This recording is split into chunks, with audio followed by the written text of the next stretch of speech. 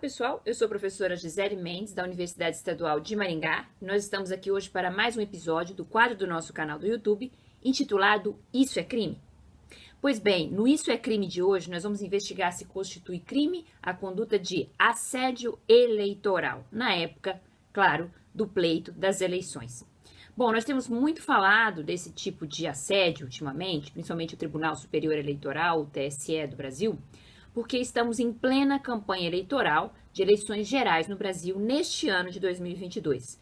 Já transcorreu o primeiro turno das eleições, nos quais foram eleitos senadores, deputados estaduais e federais, vários governadores de estado, e agora nós estamos no segundo turno das eleições, às vésperas do segundo turno das eleições, quando ainda restam alguns governadores de estados a serem eleitos em segundo turno e também a presidência da República do Brasil.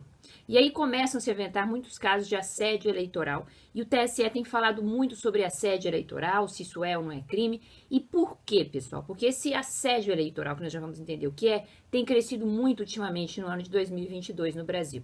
Para vocês terem ideia, o assédio eleitoral, no ano de 2018, ele aconteceu na ordem de 47 casos registrados na Polícia Civil.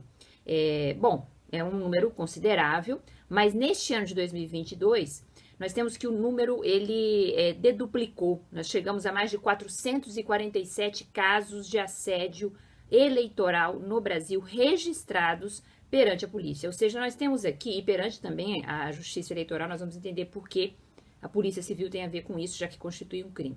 Nós temos, então, um incremento muito grande desses números. É importante que se diga que esses números não espelham totalmente a realidade. Há uma grande faixa de crimes que acontecem, que estão naquela cifra oculta da criminalidade e que não são falados. Então, se isso é o que chega a ser registrado perante a Polícia Civil, perante o Tribunal Superior Eleitoral, os tribunais regionais eleitorais, os TREs e as juntas eleitorais nas cidades e nos municípios, imaginem a quantidade, então, de assédio eleitoral que não está acontecendo no Brasil nesse ano de 2022 e que a gente nem tem notícia, já que existe uma cifra oculta muito grande da criminalidade que não é registrada nos boletins de ocorrência. Vamos entender melhor se isso é crime, o assédio eleitoral? Pois bem, começando então pela Constituição Federal Brasileira. A nossa Constituição Federal de 1988, ela prevê lá no artigo 14 os direitos políticos. Bom, nós temos toda uma estrutura de direitos fundamentais na Constituição. O nosso título segundo da Constituição Federal, ele se abre com os nossos direitos e garantias fundamentais. Ali nós temos o artigo 5º. E lá no artigo 14, nós temos o capítulo 4º, dedicado aos direitos políticos dos cidadãos brasileiros, natos e naturalizados. Ou seja, alguns exclusivos de cidadãos brasileiros natos e outros que estão também disponíveis aos naturalizados, claro, por exemplo, a capacidade eleitoral ativa, a capacidade eleitoral de votar. Então, nós temos a capacidade de votar e ser votado no Brasil, capacidade eleitoral ativa, que é a capacidade eleitoral de votar, e a capacidade eleitoral passiva, capacidade eleitoral de ser candidato, de ser votado, de receber votos, por isso passiva. Votar, todos podemos votar desde que tenhamos 16 anos, e aí existe uma faixa etária em que esse voto não é obrigatório, de 16 até os 18 anos, e os 18 anos completos adiante, esse voto passa a ser obrigatório, quando então deixa de ser aos 70 anos. Aí estão os direitos políticos ativos, ou seja, a capacidade eleitoral ativa de votar. Podem votar também os analfabetos, enfim, todas as pessoas que estejam nessa faixa etária a partir dos 16 anos ou mais. E a partir dos 70, o voto se torna facultativo no Brasil.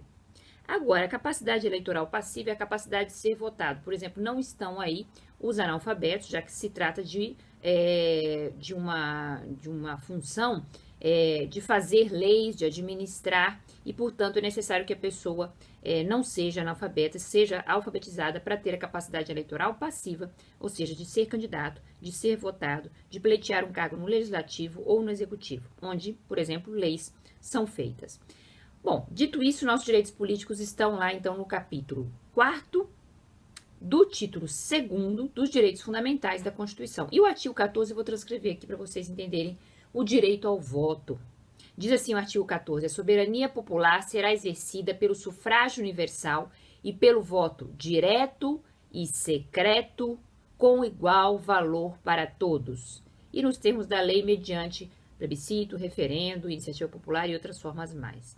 Mas esse caput do artigo 14 que eu estou transcrevendo aqui para vocês no rodapé, ele é muito importante, porque ele diz que o voto é universal, o sufrágio universal, não temos mais voto censitário no Brasil, voto que dependa de condições financeiro-econômicas, voto que dependa de sexo, de gênero, já que as mulheres não votavam no Brasil até o surgimento da Justiça Eleitoral, do Código Eleitoral de 1932, com a Constituição Eleitoral de 1934, as mulheres votam no Brasil há apenas 90 anos. Isso é muito pouco, não tem nem um século que as mulheres têm o direito de votar no Brasil, isso a partir da Constituição Federal de 32, como eu disse a vocês, do Código Eleitoral de 34. Então, o sufrágio é universal, qualquer pessoa pode votar, obedecida a esse critério que eu falei, que é um critério etário, não é?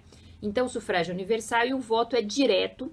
Isso significa que nós votamos os nossos candidatos. Nós não votamos em um colégio eleitoral, como aconteceu na época ainda antes da Constituinte, para que os deputados e senadores votem no nosso presidente. Nós mesmos votamos e escolhemos o presidente da República, os governadores, senadores, deputados, como nós já falamos, não é?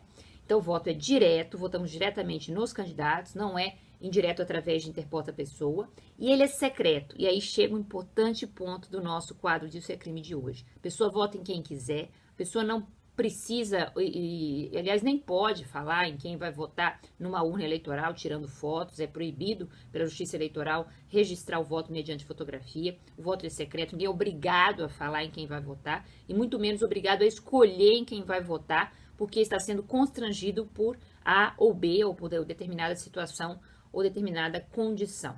E o igual valor para todos é uma história que nós já falamos lá no começo. Antigamente, as pessoas que podiam votar eram pessoas que tinham renda, eram os homens brancos, os cidadãos de classe alta. Hoje, não mais. Vota o pobre, vota o rico, votam todos e tem igual valor.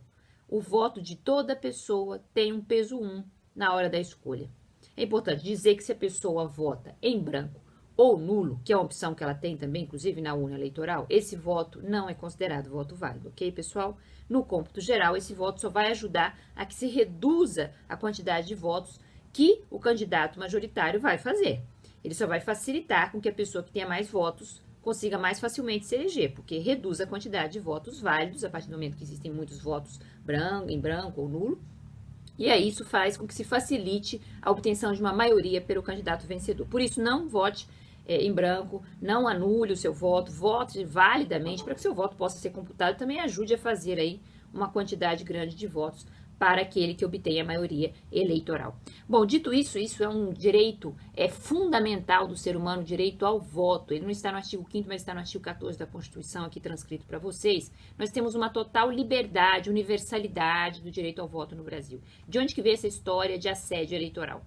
Muita gente se pergunta, isso é crime? Onde é que está? Isso acontece no Brasil? Isso acontece no Brasil. Isso tem acontecido, sobretudo, no âmbito de empresas, pessoal. O TSE tem escutado essas denúncias, registrado essas denúncias, e a polícia também, a partir de empresas, empresários, donos de organizações e corporações que obrigam os seus trabalhadores a votarem em candidato A ou B, e sob ameaça de perda do emprego, de mudança de funções, de redução salarial a partir da vitória de candidato A ou B. Esse tipo de constrangimento por si só já é criminoso, porque constrangimento ilegal no Brasil é um crime, tá? Isso está no próprio Código Penal como um crime geral, o crime de constrangimento ilegal. Mas nós vamos entrar aqui propriamente no Código Eleitoral Brasileiro para vocês conhecerem melhor o que é o assédio eleitoral no Brasil.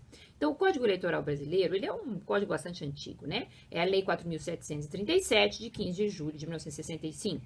Lei 4.737, de 1965.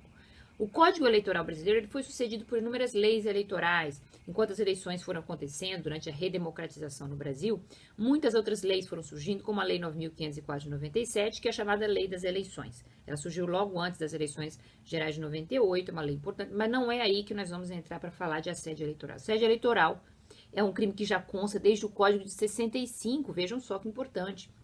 Assédio eleitoral é crime. Como também o assédio moral e o assédio sexual, que eu vou colocar aqui no final, como um quadro do nosso canal do YouTube, que diferencia, né? Qual é a diferença assédio moral, assédio sexual, que não tem nada a ver com o que eu vou narrar aqui agora. Assédio eleitoral ainda é uma terceira forma de assédio, né?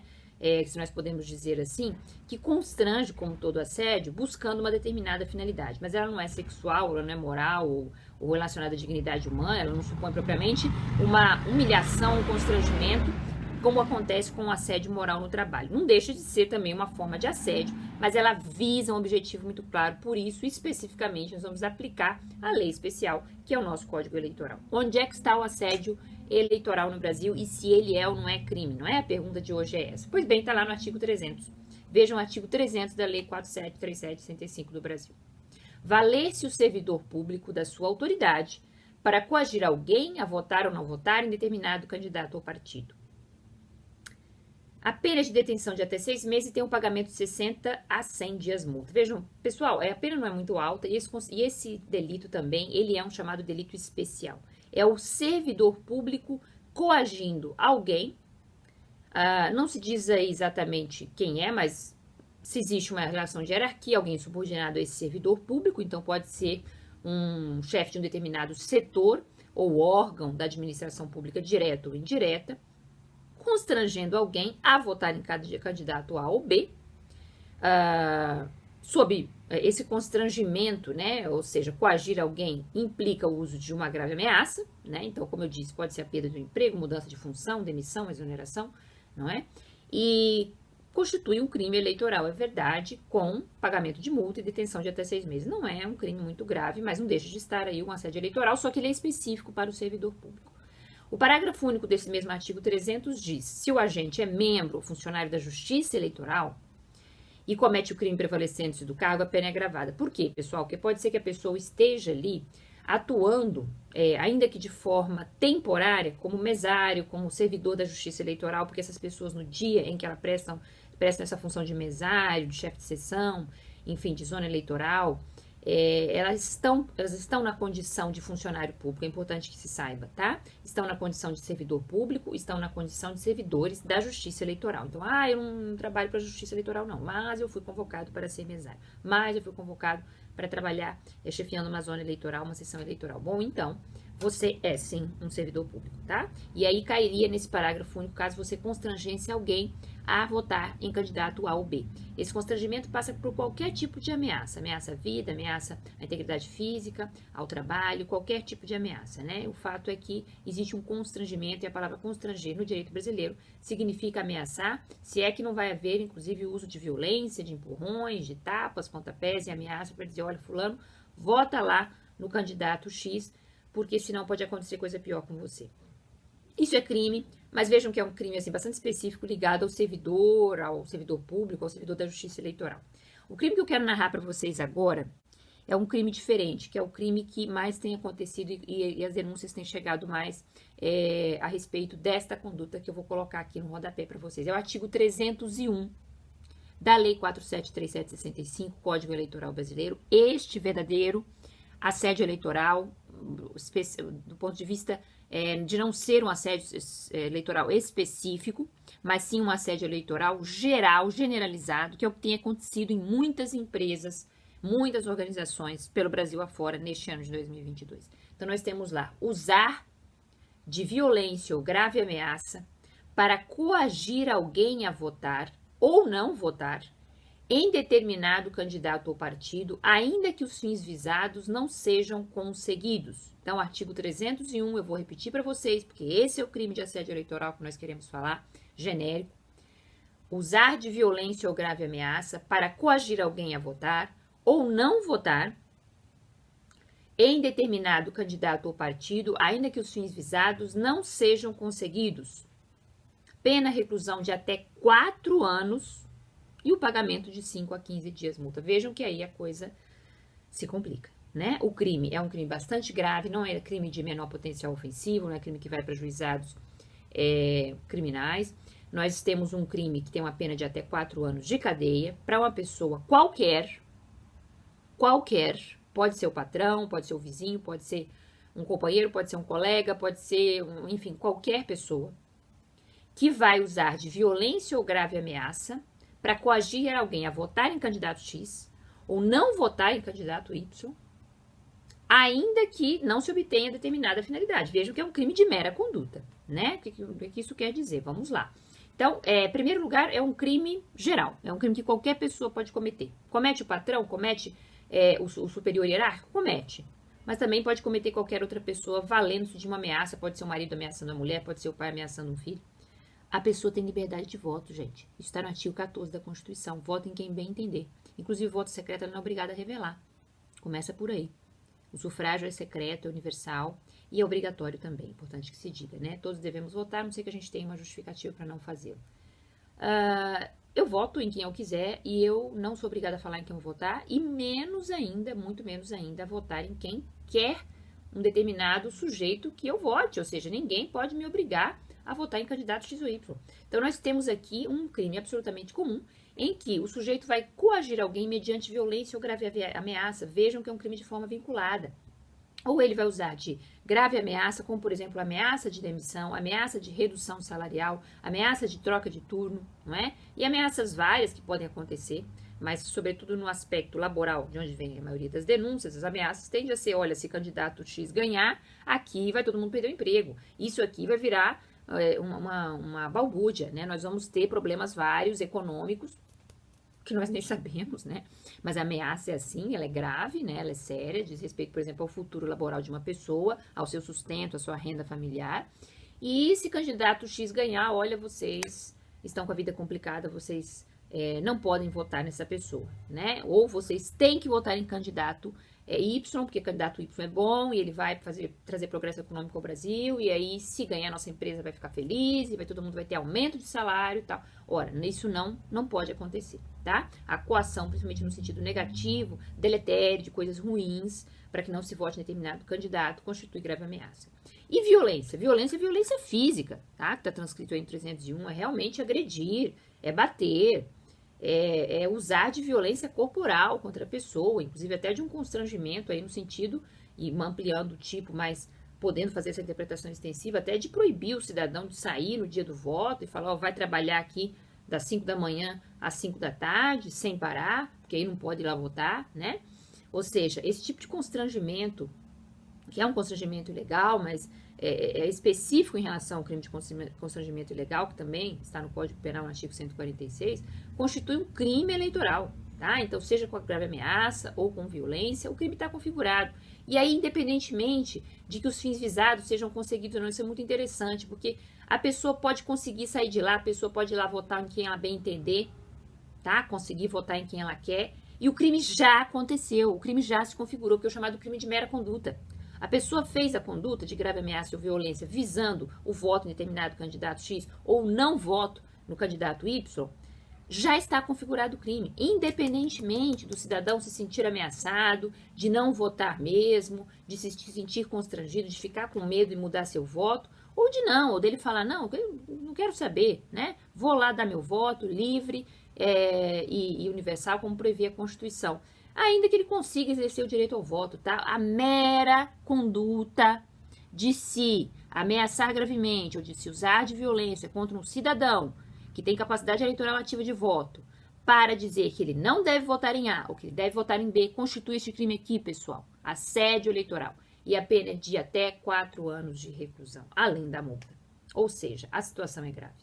E nós temos, então, a possibilidade de registro de boletim de ocorrência e também de denúncia perante a Justiça Eleitoral, que possui essa capacidade também penal, né, essa competência penal, os promotores de justiça, os juízes eleitorais, para o processo específico de crimes eleitorais no Brasil, como este do 301 que nós acabamos de ver. Então, este é o assédio eleitoral no Brasil, constitui sim crime, assédio eleitoral no Brasil, dentro e fora das empresas, né? A gente sabe que no ponto de vista laboral pior ainda, porque aí a situação é coletiva, e quantos assédios foram praticados, quantos mais trabalhadores forem constrangidos, mais crimes estão sendo praticados, eles vão só se somando a pena aí do autor, que é o constrangedor que está praticando o crime. E é um crime de mera conduta, como eu disse, ainda que, finalmente, a pessoa vá lá e exerça o seu direito ao voto, ganhe o candidato que o sujeito não quer, isso tem a menor importância, ele já cometeu o crime, ok? E o crime é de assédio eleitoral, sim. Constitui crime, sim, no Brasil. O assédio eleitoral, isso é crime. Ok? Espero que vocês tenham gostado do nosso quadro de hoje. Deixem aqui o seu like. Acionem o sininho para receber novas notificações. Inscrevam-se no canal Professora Gisele Mendes do YouTube. Exerçam livremente o seu direito ao voto no próximo dia 30 de outubro. E voltamos proximamente com mais vídeos aqui no canal Professora Gisele Mendes. Muito obrigada e até a próxima.